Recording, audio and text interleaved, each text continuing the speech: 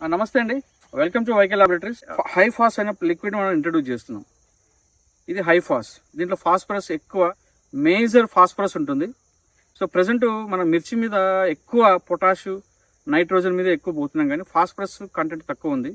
So phosphorus మీద మనం focus చేసాం. లాస్ట్ ఒక 2 weeks నుంచి మనం ఫాస్ఫరస్ మీద బాగా ఫోకస్ చేసాం. సో మీరు చూస్తున్న ఈ గ్రోత్ మొత్తం ఫాస్ఫరసే. మీరు ఇంకొకటి ఏంటంటే, ఇది గ్రీన్ చిల్లీ పంట అనేది బాగా మొత్తం న్యూట్రల్ అయింది, గ్రోత్ లేదు. సో దానికి మేము మళ్ళీ మొబిలైజ్ చేసాం. ఈ వైకే లాబొరేటరీస్ వారిది హైఫాస్ అనేది, ఇది మేము ఏం చేసామంటే 2 times 2 liters per acre ఇచ్చాం. 2 liters per acre 2 times ఇచ్చాము. 2 times ఇవ్వడం వల్ల ఏమైందంటే, మనకు మీరు చూసినది గ్రోత్, ఈ గ్రోత్ చూపించి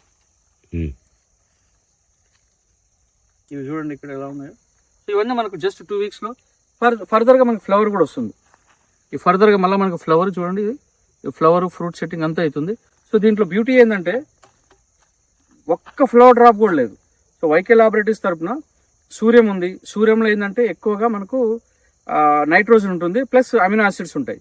తర్వాత ధాత్రి ఉంది, ధాత్రిలో పొటాష్ ఉంటుంది, ప్లస్ దాంతోపాటు మినరల్ హార్మోన్ బేస్డ్ మినరల్స్ కూడా ఉంటాయి దాంట్లో.